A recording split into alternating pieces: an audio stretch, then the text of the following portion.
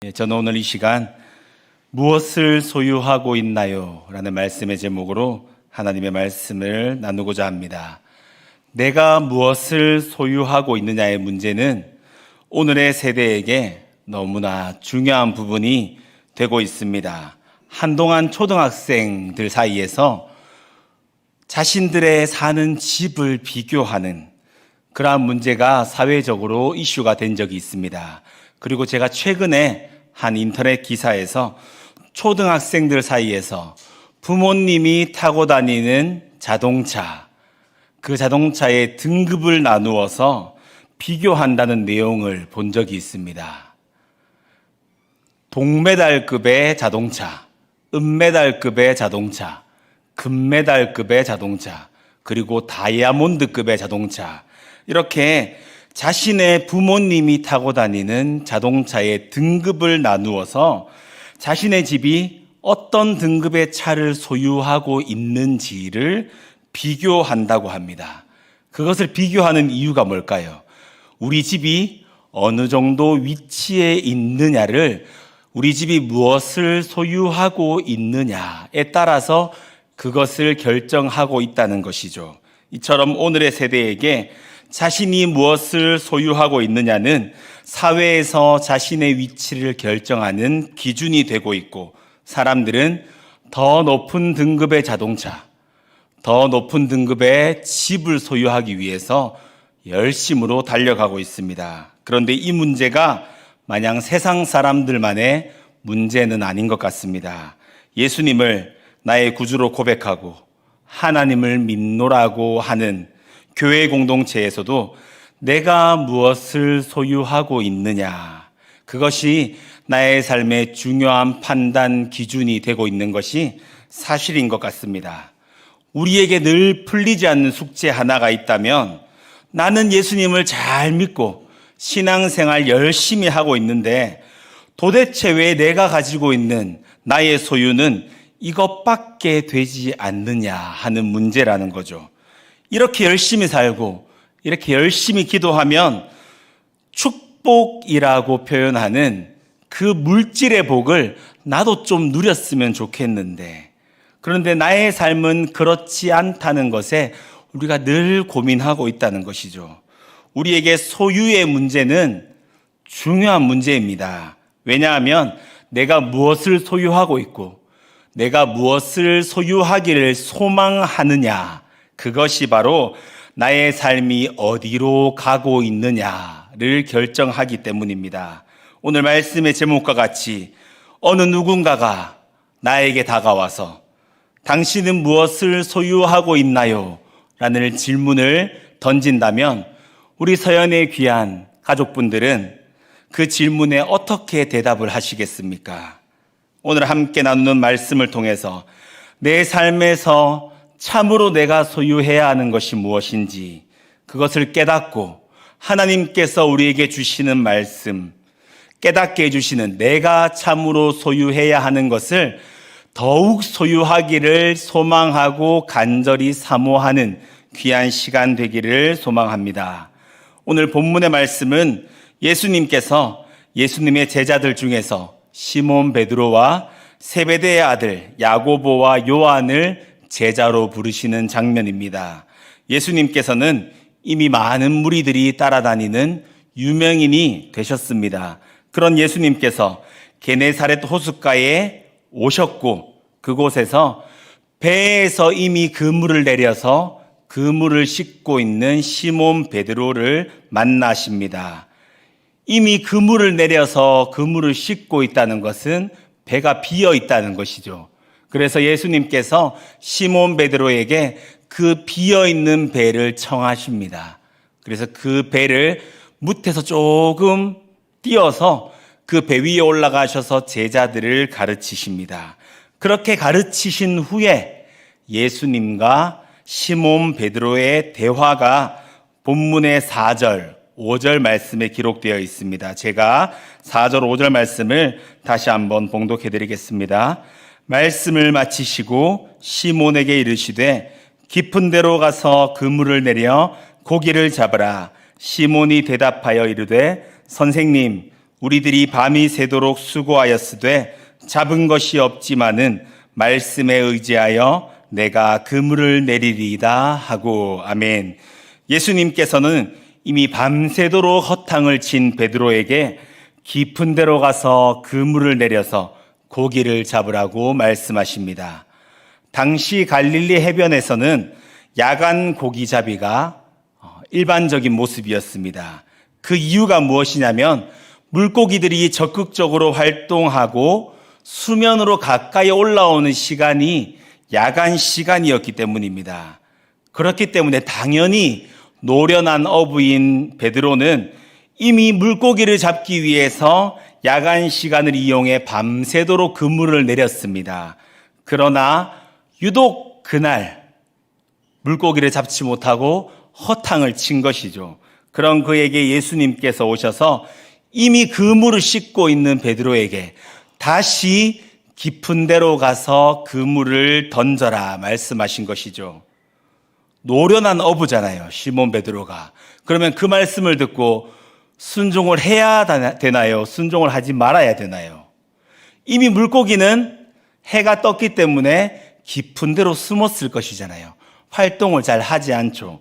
그런데 베드로가 이렇게 대답합니다. 선생님, 우리들이 밤이 새도록 수고하였으되 잡은 것이 없지만은 말씀에 의지하여 내가 그물을 내리리이다. 이렇게 대답을 합니다. 그가 이렇게 대답한 이유가 무엇이냐면 베드로는 이미 예수님을 알고 있었고, 그리고 바로 앞장인 누가복음 4장 38절 39절 말씀이 기록된 것과 같이 자신이 예수님께서 일으키신 기적을 체험했기 때문입니다.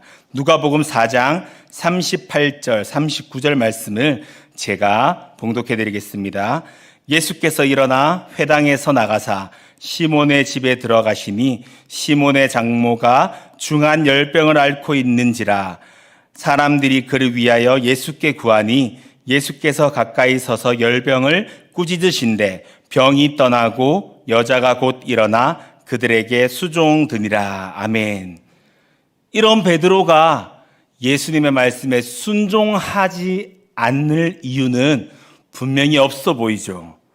당연한 듯 베드로는 자신의 경험, 자신의 지식, 그 모든 것을 내려놓고 깊은 데로 가서 그물을 던집니다.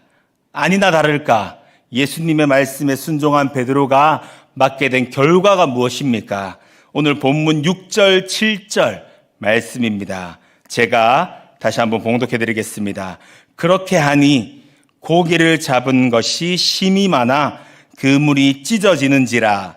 이에 다른 배에 있는 동무들에게 손짓하여 와서 도와달라 하니 그들이 와서 두 배의 채움에 잠기게 되었더라. 아멘. 예수님의 말씀에 순종한 베드로는 고기를 잡은 것이 심이 많아서 그물이 찢어지게 되었죠. 동무들의 도움에 물고기를 올려보니 두 배를 가득 채우는, 그 배가 잠길 만큼의 물고기를 잡게 되었습니다. 자신의 생각, 자신의 지식, 경험을 다 내려놓고 주님의 말씀만 의지해서 순종을 하니까 감당할 수 없는 결과를 받게 된 것인 것. 그렇게 엄청난 결과물을 소유하게 된 것이죠. 이 본문을 볼 때마다 나도 이런 기적을 경험해 보겠다 하면서 우리가 외칩니다. 전능하신 나의 주 하나님은 능치 못함이 없습니다. 고백하죠. 주의 말씀 의지하여 깊은 곳에 그물 던져, 주의 말씀 의지하여 믿음으로 그물 던져 하면서 찬양을 합니다. 그런데 우리에게 주어진 현실을 바라보고 있노라면 나에게는 왜 그물이 찢어질 정도의 결과가 주어지지 않느냐 하고 좌절하죠. 주의 말씀 의지하여 깊은 곳에 그물을 던졌는데 왜 내 삶은 변하지 않고 나에게는 능치 못하는 일이 일어나지 않느냐, 이렇게 고백하고 있는 것이죠. 오히려 하나님을 믿지 않는 사람들은 더 많은 것을 소유하는 것 같고 그들이 더 떵떵거리면서 살아가는데 우리는 그저 그런 모습으로 소유한 것 하나 없이 그렇게 살아가는 것 같잖아요. 이 말씀을 볼 때마다 나는 왜 이런 소유밖에 가지지 못하느냐, 이렇게 우리는 또 쓰러지고 또 넘어지고 있습니다. 우리의 이런 풀리지 않는 숙제, 이 숙제에 대해서 개혁주의 신학자 칼빈이 이렇게 답을 내립니다. 칼빈은 하나님의 백성, 하나님의 자녀들이 누리는 복에 대해서 그 복을 구약 시대 그리고 신약 시대에 따라서 나누어 정의할 수 있다라고 말합니다. 먼저 구약 시대의 하나님의 백성들, 하나님의 자녀들은 우리 눈에 보이는 실제적인 물질의 복을 통해서 하나님께서 복을 내려주심을 경험할 수 있다고 말합니다. 우리가 구약 성경을 읽어보면 아브라함, 이삭, 야곱, 다윗, 솔로몬, 이렇게 많은 구약의 인물들, 자신이 감당 못할 만큼의 물질의 복을 누리는 것을 우리가 보게 되죠. 예를 하나 들어보겠습니다. 그 중에 가장 적은 인물 같습니다. 이삭입니다. 이삭은 하나님의 말씀에 순종하여서 애굽에 내려가지 않고 그랄 땅에 거주하며 자신의 주업이었던 농사를 짓고 살아갑니다. 그런 그에게 하나님께서 복을 주시는데 창세기 26장 12절로 14절 말씀에 그 복이 이렇게 기록되어 있습니다. 제가 봉독해 드리겠습니다. 이삭이 그 땅에서 농사하여 그 해에 100배나 얻었고 여호와께서 복을 주심으로 그 사람이 창대하고 왕성하여 마침내 거부가 되어 양과 소가 떼를 이루고 종이 심이 많으므로 블레셋 사람이 그를 시기하여. 아멘. 그는 남들이 시기할 정도의 복을 누립니다. 이것이 구약 시대를 살아가는 하나님의 사람들이 누리는 복의 모습입니다. 반면에 예수님께서 이 땅 가운데 오시고 신약 시대가 시작되면서 하나님의 사람들, 하나님의 자녀들이 누리는 복이 어떻게 바뀌냐면 눈에 보이는 물질의 복이 아니라 예수님께서 하늘로 올라가시면서 우리에게 허락하신 보혜사 성령, 그 성령님을 누리는 복이 되었습니다. 그렇기 때문에 신약 시대 이후를 살아가는 우리 모두가 누리는 하나님의 복은 성령님께서 나와 함께 하시는 그 동행의 복이 된다고 칼빈이 우리에게 이야기합니다. 오늘 본문에서도 시몬 베드로의 모습을 보시면 예수님의 말씀에 순종하여서 2배를 가득 채워 배를 잠기게 할 정도의 물고기를 그 소유하게 되었죠. 그런데 베드로는 그 잡힌 물고기의 마음을 빼앗기지 않았습니다. 예수님께 집중을 하죠. 자신의 죄인됨을 바라봅니다. 그는 예수님의 무릎 아래에 엎드립니다. 그런 그에게 예수님께서 오늘 본문의 10절 말씀과 같이 말씀하십니다. 제가 봉독해 드리겠습니다. 예수께서 시몬에게 이르시되 무서워하지 말라. 이제 후로는 내가 사람을 취하리라 하시니. 아멘. 이렇게 말씀을 하시는 거예요. 예수님께서는 예수님께서 주신 결과에 집중하는 것이 아니라 예수님께 집중하는 시몬 베드로에게 내가 사람을 취하리라, 나를 따라오라 말씀하시는 것이죠. 이 표현이 마태복음 4장 19절, 마가복음 1장 17절에 이렇게 또 기록되어 있습니다. 제가 봉독해 드리겠습니다. 말씀하시되 나를 따라오라, 내가 너희를 사람을 낚는 어부가 되게 하리라 하시니. 그리고 마가복음 1장 17절입니다. 예수께서 이르시되 나를 따라오라, 내가 너희로 사람을 낚는 어부가 되게 하리라 하시니. 아멘.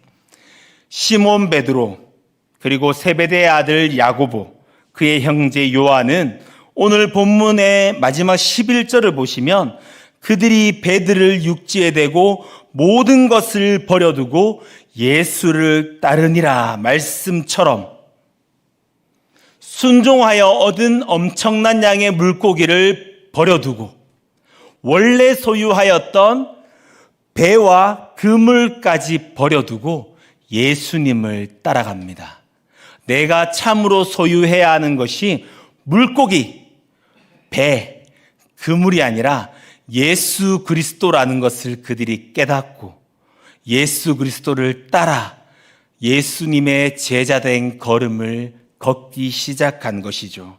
이것이 바로 하나님께서 우리에게 말씀하시는 예수님의 제자가 이루어야 할 참된 삶의 모습입니다.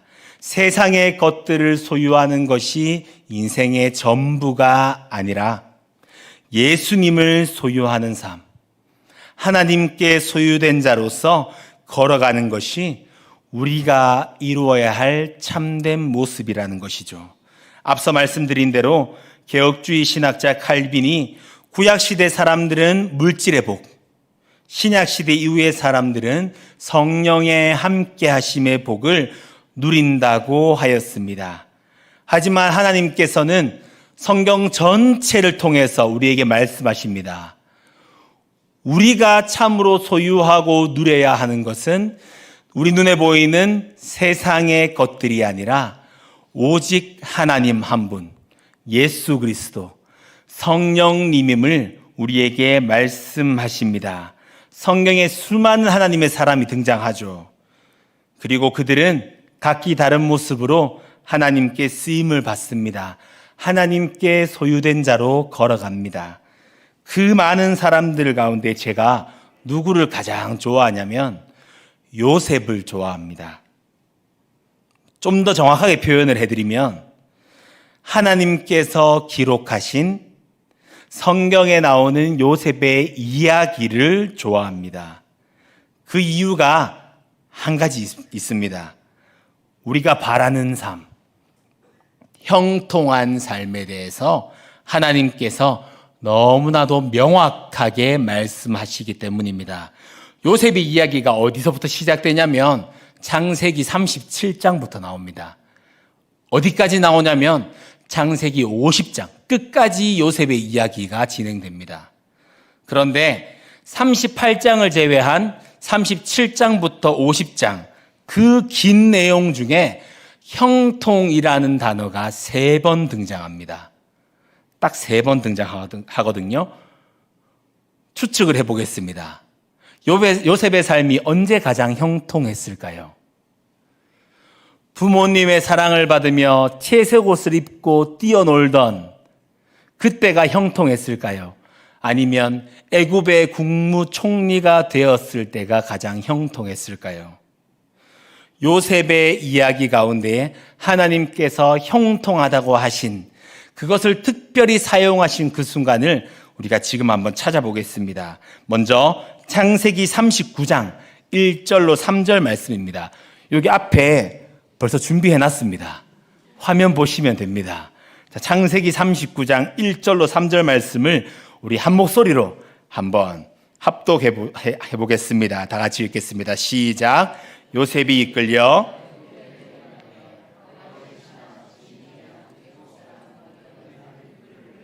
데려간 이스마엘 사람의 손에서 요셉을 사니라.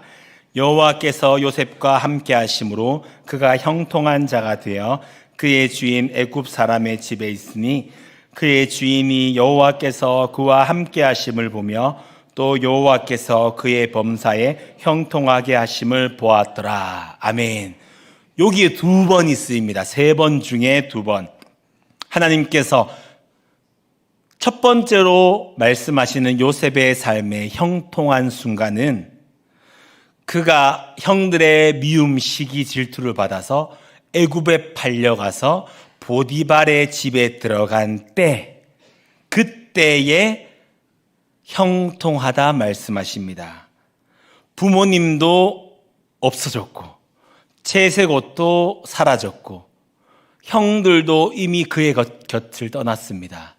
아무것도 없는 상황, 보디발의 집에 노예로 팔려간 그때에 소유가 없지만 하나님께서 함께 하시기 때문에 형통하다 말씀하시죠. 그리고 두 번째 순간이 언제냐면 창세기 39장 20절로 23절 말씀입니다. 앞에 화면에 나오는 말씀을 우리 다시 한번 합독하시겠습니다. 함께 읽겠습니다. 이에 요셉의 주인이 그를 잡아 옥에 가두니 그 옥은 왕의 죄수를 가두는 곳이었더라. 요셉이 옥에 갇혔으나 여호와께서 요셉과 함께 하시고 그에게 인자를 더하사 간수장에게 은혜를 받게 하심에 간수장이 옥중 죄수를 다 요셉의 손에 맡김으로 간수장은 그의 손에 맡긴 것을 무엇이든지 살펴보지 아니하였으니 이는 여호와께서 요셉과 함께 하심이라. 여호와께서 그를 범사에 형통하게 하셨더라. 아멘. 이것이 세 번 중에 세 번째 형통이 기록된 순간입니다. 보디발의 아내의 유혹을 멋지게 물리쳤는데 억울하게 누명을 쓰고 감옥에 들어갔죠. 그런데 하나님께서 감옥 가운데 있는 요셉과 함께 하심으로 그의 삶이 형통하다 말씀하시죠. 세상의 기준, 세상의 판단으로 요셉의 삶을 본다면 언제 그의 삶이 가장 형통하다고 볼 수 있습니까? 애굽의 국무총리가 되었을 때가 가장 형통하겠죠. 그래서 제가 그 총리가 된 41장을 처음부터 끝까지 열심히 살펴봤습니다. 형통이 안 나오더라고요. 만약에 거기에 형통이 있었으면 오히려 제가 좌절했을 거예요. 결국엔 높은 자리에 올라가는 거, 많은 것을 소유하는 게 형통이지 하면서 저도 좌절했을 겁니다. 그런데 하나님께서는 요셉의 삶에서 그의 삶이 형통한 것은 그가 많은 것을 소유한 것이 아니요, 그가 높은 자리에 올라간 것이 아니요, 하나님과 함께 하는 것이 형통한 삶이라고 우리에게 분명하게 보여주는 것이죠. 이것이 성경 가운데 저에게 너무나 큰 위로가 되었습니다. 내가 무엇을 소유하고 있느냐, 내가 어느 자리에 있느냐가 중요한 것이 아니라 내가 하나님과 함께 하고 있느냐. 오늘 말씀의 제목처럼 내가 하나님을 소유하고 있느냐. 좀 더 정확하게 표현하겠습니다. 내가 하나님께 소유된 자로 하나님과 동행하고 있느냐. 그것이 내 삶의 형통이라고 말씀하시고 있는 것입니다. 이 고백이 신약 시대에 사도 바울의 고백에도 나옵니다. 빌립보서 3장 4절로 9절 말씀을 보시면 그가 이렇게 고백합니다. 그러나 나도 육체를 신뢰할 만하며 만일 누구든지 다른 이가 육체를 신뢰할 것이 있는 줄로 생각하면 나는 더욱 그러하리니 나는 8일 만에 할례를 받고 이스라엘 족속이요 베냐민 지파요 히브리인 중에 히브리인이요 율법으로는 바리새인이요 열심으로는 교회를 박해하고 율법의 의로는 흠이 없는 자라. 그러나 무엇이든지 내게 유익하던 것을 내가 그리스도를 위하여 다 해로 여길 뿐더러 또한 모든 것을 해로 여김은 내 주 그리스도 예수를 아는 지식이 가장 고상하기 때문이라. 내가 그를 위하여 모든 것을 잃어버리고 배설물로 여김은 그리스도를 얻고 그 안에서 발견되려 함이니 내가 가진 의는 율법에서 난 것이 아니요 오직 그리스도를 믿음으로 말미암은 것이니 곧 믿음으로 하나님께로부터 난 의라. 아멘. 사도 바울은 세상에 내놓았을 때에 너무도 자랑스럽고 떳떳한 자신의 모든 소유물을 해로 여긴다 고백합니다. 더 나아가 배설물로 여긴다고 고백합니다. 그 이유가 뭡니까?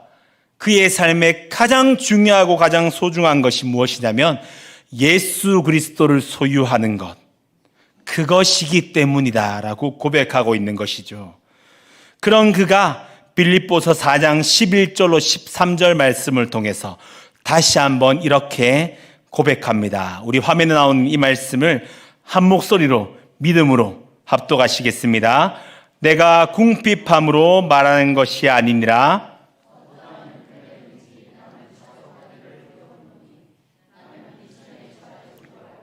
풍부에 처할 줄도 알아 모든 일 곧 배부름과 배고픔과 풍부와 궁핍에도 처할 줄 아는 일체의 비결을 배웠노라. 내게 능력 주시는 자 안에서 내가 모든 것을 할 수 있느니라. 아멘. 하나님께서는 이렇게 성경 전체를 관통하여서 우리에게 분명하게 말씀하시며 보여주십니다. 세상에 그 어떤 것을 소유하고 세상의 것을 얼마나 많이 소유하고 있는 것이 형통한 것이 아니라 세상의 것을 소유하고 있지 않아도 세상의 특별한 위치에 있지 않아도 내가 하나님과 동행하고 하나님과 함께 하고 있다면 내가 하나님께 소유가 되고 내가 하나님을 소유하고 있다면 그것이 바로 형통한 삶이다라고 우리에게 말씀하십니다. 이 귀한 진리, 이 성경 말씀의 귀한 진리를 우리 마음에 새기고 우리의 걸음을 걸어가기를 소망합니다. 말씀을 정리하겠습니다. 예수님께서는 예수님의 제자들 시몬 베드로와 세베대의 아들인 야고보와 그의 형제 요한을 부르십니다. 그들은 예수님의 말씀 앞에 자신의 모든 경험을 내려놓고 말씀에 순종하여서 깊은 데로가 그물을 던졌습니다. 그 결과 엄청나게 많은 것을 소유하게 되었죠. 하지만 하나님께서는 우리 인생의 전부가 그것이 아님을 분명하게 말씀하십니다. 오히려 그들은 그 잡은 것, 더 나아가 원래 가지고 있던 배와 그물까지도 다 버려두고 예수 그리스도를 소유하기 위해 그를 따라갑니다. 사람을 낚는 업으로서의 걸음을 시작한 것이죠. 다른 어떤 것을 소유한 것이 아니라 예수께 소유된 걸음을 시작한 것입니다. 오늘의 세대, 무엇을 소유하고 얼마나 소유하였느냐, 어떤 위치에 있느냐, 그것을 삶의 기준으로 보고 걸어갑니다. 하지만 우리는 하나님의 세대입니다. 우리가 바라봐야 하는 것은 세상의 것이 아니라 오직 하나님과 내가 동행하고 있느냐, 하나님께 소유된 자로서 나의 걸음을 걸어가고 있느냐, 그것을 돌아봐야 하는 것입니다. 하나님께서는 베드로전서 2장 9절 말씀을 통해서 우리에게 분명하게 말씀하십니다. 우리 마지막으로 이 말씀을 믿음으로 함께 고백하시겠습니다. 그러나 너희는 택하신 족속이요 왕같은 제사장들이요 거룩한 나라요 그의 소유가 된 백성이니 이는 너희를 어두운 데서 불러내어 그의 기이한 빛에 들어가게 하신 아름다운 덕을 선포하게 하려 하심이라. 아멘. 하나님께 소유된 자로서 하나님 안에 거하는 자로서 우리 또한 예수 그리스도를 오직 하나님을 우리 안에 소유하는 자로서 우리의 걸음을 걸어가는 하나님의 자녀, 예수님의 제자 되기를 소망합니다.